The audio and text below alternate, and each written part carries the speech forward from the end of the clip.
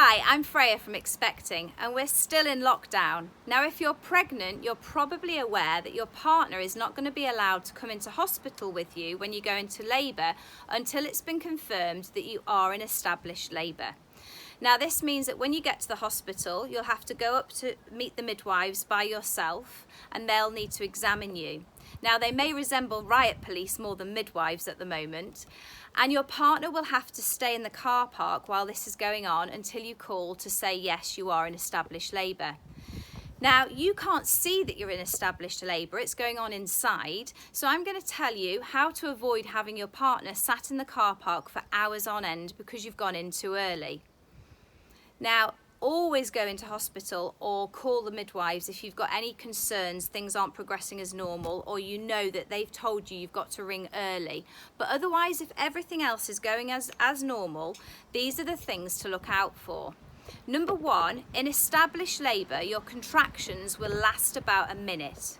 So if they're lasting for 20, 30, 40 seconds, it's not going to be established labour. But equally, if they're lasting a minute and a half, that isn't going to be established labour either.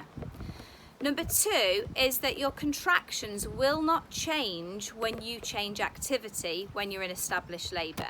So what I mean by that is if you're sat on the sofa and then you stand up and they suddenly intensify, that's not going to be established labour. Or if you get in the bath and they go off the boil, that's not established labour. Because when you are established, you'll find that the contractions keep coming with a similar length, similar strength, regardless of what you do. And the third way to tell is that you will have a regular gap between the contractions when you're in established labour. So if you're timing contractions, you need to time them from the start of one to the start of the next one. You don't time the gap in between. So if they're coming every 20 minutes, then 10 minutes, then 2 minutes, then 20 minutes, that's not established labour. You'll find that they will come with regular gaps. So look out for all three of these things. It's not just one of them. The contractions are lasting about a minute. They're not changing when you change activity, and they're coming with regular gaps between.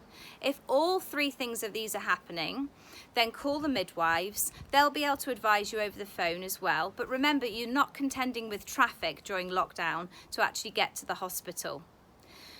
During the coronavirus, we're offering our labour and birth video for just £10, and also we've got a reduced cost on our full online course, which is now £75, with a further 10% off all of our online services.